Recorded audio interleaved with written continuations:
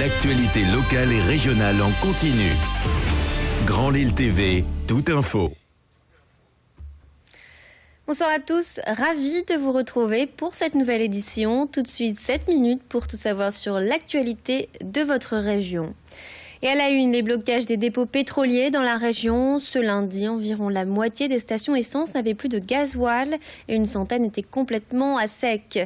La préfecture du Nord a donc pris des mesures, interdiction de remplir des bidons et certaines stations de la métropole sont réquisitionnées pour les services prioritaires. Face à la détermination des syndicats, Manuel Valls a décidé d'agir fermement. Les forces de l'ordre sont intervenues ce matin à Fos-sur-Mer dans les Bouches-du-Rhône.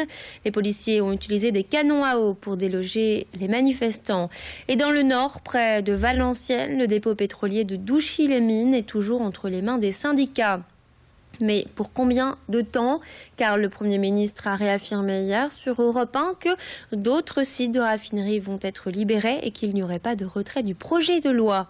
Alison Pelotier s'est rendue à Douchy-les-Mines ce midi, comme vous pouvez le voir sur ces images, et a rencontré l'un des manifestants. Je vous propose d'écouter ses propos. S'ils débarquent, on a discuté, on fait des assemblées générales, on discute entre nous, c'est pas un baroud d'honneur non plus.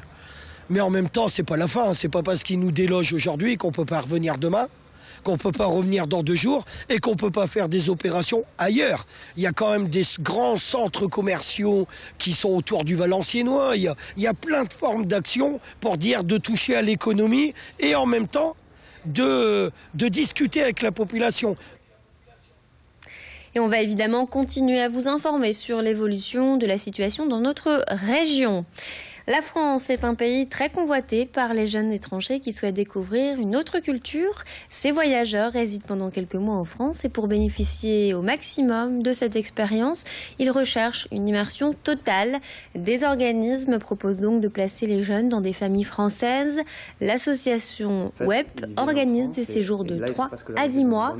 La journée, les jeunes vaquent à leurs occupations, études, bénévolat ou encore cours de conversation. Et le soir, ils retrouvent leur famille d'accueil.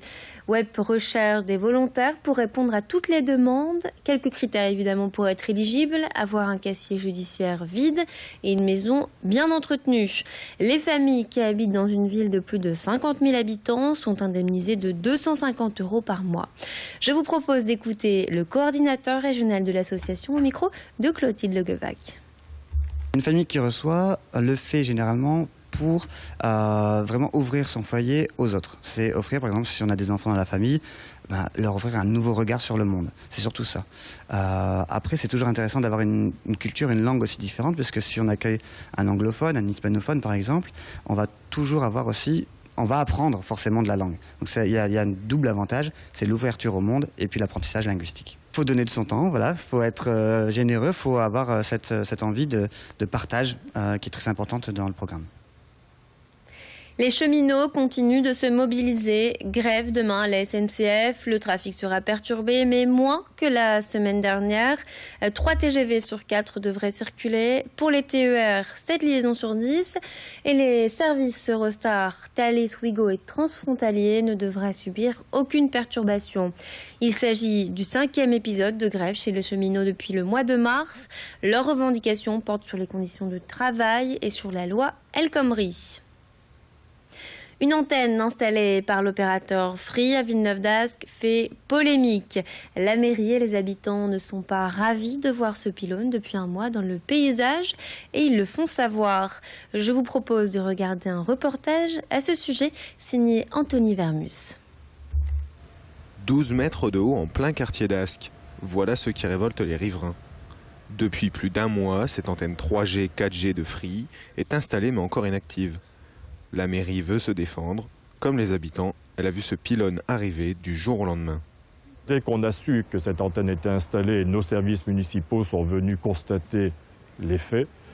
On a pris des mesures pour vérifier s'il y avait besoin ou pas de déclaration préalable. Donc on est au-delà de 5 mètres carrés, il faut une déclaration préalable.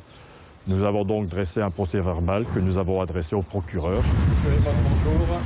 Avec cette antenne posée sans autorisation, les habitants voient l'estimation de leur maison baisser mais s'inquiètent aussi des conséquences sur leur santé. Ça ne nous rassure pas et on se sent quand même profondément démunis face à ce genre de procédé. Ce qui nous inquiète aussi, c'est les effets secondaires. Certes, ce n'est pas forcément des maladies en tant que telles, mais des maux de tête, des troubles. Alors c'est pareil, aujourd'hui, moi je ne suis absolument pas scientifique sur le sujet et capable de vous dire, mais on aurait aimé en moins avoir été concerté. Difficile de la louper, elle est vraiment juste en face de chez nous et juste en face de la chambre des enfants.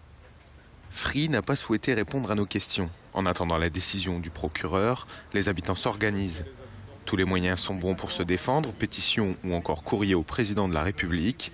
Mais pour le moment, il reste sans réponse.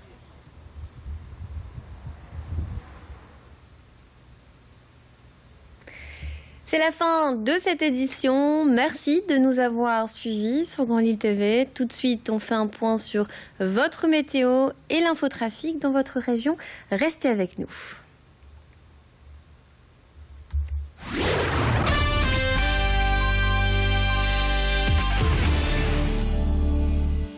– 16 € selon le type d'étude et la durée du test.